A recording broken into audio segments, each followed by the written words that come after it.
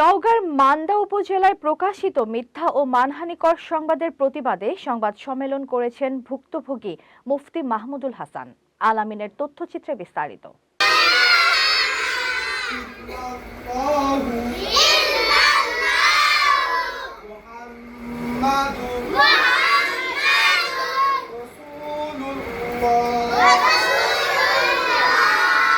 সোমবার ৫ই মে দুপুরে কাশোপাড়া ইউনিয়নের কাচারিপাড়া আদর্শ বালিকা মাদ্রাসা প্রাঙ্গণে আয়োজিত সংবাদ সম্মেলনে তিনি লিখিত বক্তব্যে অভিযোগ করেন, বিটিভি নিউজের সম্পাদক পরিচয়দানকারী আব্দুল বারী খান উদ্দেশ্যপ্রণোদিতভাবে বিভ্রান্তিকর সংবাদ প্রকাশ করে তাকে সামাজিকভাবে হেয় করার চেষ্টা করছেন। উনি আমাকে বিভিন্নভাবে ধুমকি দিচ্ছে এবং আমার মাদ্রাসার বিরুদ্ধে মিথ্যা অপপ্রচার চালাচ্ছে এবং সে আমাকে এমনভাবে হুমকি দিয়েছে সে নাকি আমার বিরুদ্ধে 10 পর্বে লেখালেখি করবে, অলরেডি 5 পর্ব লিখেছে এবং এমনও হুমকি দিচ্ছে যে সে আমার বিরুদ্ধে নাকি নারী কেলেঙ্কারি নিয়েও উনি আমার বিরুদ্ধে লেখালেখি করবে। যেহেতু এখন AI এর যুগ, উন্নতি প্রযুক্তির যুগ, এখন একটা নারীর সাথে একটা ছবি দিয়ে যে বানিয়ে করবা না, এটা তো কোনো বিশ্বাসই নাই। যেহেতু অলরেডিও কয়েকটা নিউজ মিথ্যার উপর ভিত্তি করে লিখেছে। HPL UPVC pipe and fittings, শক্ত, মজবুত ও দীর্ঘস্থায়ী, এক পাইপে জীবন পার। তিনি জানান, 12ই জানুয়ারি 2026 কুলিহার সরকারি প্রাথমিক বিদ্যালয় মাঠে একটি তাফসিরুল কুরআন মাহফিলকে কেন্দ্র করে বক্তা নির্বাচন নিয়ে মতবিরোধ তৈরি হয়।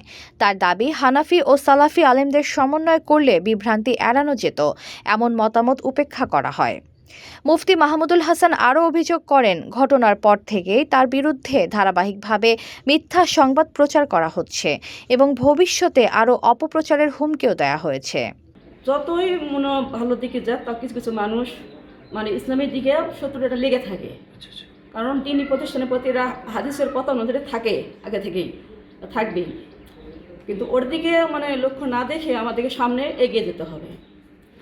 তো প্রতিষ্ঠানে আমরা এখানে নুরানি বিভাগ আছে আর কওমি মাদ্রাসা, দুটা মিলে 120 জন প্রায় ছাত্রছাত্রী আছে। না, পড়াশোনার ব্যাপারে কোনো অসুবিধা হয় না, মোটামুটি আলহামদুলিল্লাহ ভালোই হয়, আরও ভালোই হয়, কোনো ভালোই, আরও চাইতে আরও ভালো হয়, আরও উন্নত হবে ইনশাল্লাহ। তাদেরকে যাদের অভাব অবস্থান এখানে তো ভিন্ন করা যাবে না, কারণ সকালে সব সমান। এখানে গরিবও যারা আছে তারাও সমান, যারা বড় লোকের ছাত্রী বা ছাত্র তারাও সমানই দেখতে হবে, কারণ ভিন্ন চোখে তাদেরকে দেখা যাবে না, সকলকে সমানভাবেই দেখতে হবে। আমি কুলিহার কাচারিপাড়া হামিয়াতুস সুন্নাহ আদর্শ বালিকা মাদ্রাসায় পড়ি। এই মাদ্রাসায় মোট ছাত্রছাত্রী 120 জন। মাদ্রাসায় পড়াশোনা ভালো মতো হয়, খাবার দাবার ভালো, মাদ্রাসার শিক্ষক শিক্ষিকা সবাই ভালো মতো পড়াশোনা করায়। শিক্ষক শিক্ষিকা মোট 7 জন। এই মাদ্রাসায় নিয়ে যারা খারাপ বিবেচনা বাইরে বলেছে সেগুলো সব মিথ্যে। মাদ্রাসায় সব কিছু ভালো মতো পড়াশোনা হয়, সব কিছু ভালো মতো হয়। যারা সবগুলো এই মাদ্রাসা নিয়ে মিথ্যা প্রচলনা করেছে তারা সেগুলো সব মিথ্যে। মাদ্রাসায় ভালো মতো চলে। তিনি এসব সংবাদের তীব্র প্রতিবাদ জানিয়ে নিরপেক্ষ তদন্তের মাধ্যমে প্রকৃত সত্য উদ্ঘাটনের দাবি জানান।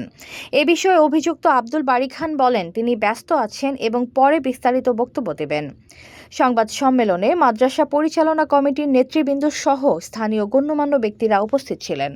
এই জন্য আমি গোয়েন্দা বিভাগ এবং আইন প্রশাসন এবং যারা রয়েছেন আমি তাদের কাছে আমি বলবো যে আপনারা এই বিষয়গুলো সুষ্ঠুভাবে তদন্ত করে, আমি যদি অপরাধী যদি হয় তাহলে আমার শাস্তিও হোক, এবং সে যদি অপরাধী হয়, মিথ্যা নিউজ যদি করে থাকে, তাহলে তার লাইসেন্সটা বাতিল করা হোক এবং তার বিরুদ্ধে কঠোর ব্যবস্থা করা হোক। এটার আমি তীব্র প্রতিবাদও জানাচ্ছি এবং জোর দাবি জানাচ্ছি যে তার যে বিটিভি নিউজ যেটা রয়েছে, সাংবাদিক যেটা রয়েছে, তার বিরুদ্ধে যেন কঠোর ব্যবস্থা যেন নেওয়া হয়, এটা আমি জোর দাবি জানাচ্ছি। এতক্ষণ আপনাদের সাথে ছিলাম তামান্না ইসলাম তন্নি। প্রতিদিনের নিউজ আপডেট পেতে আমাদের সাথেই থাকুন।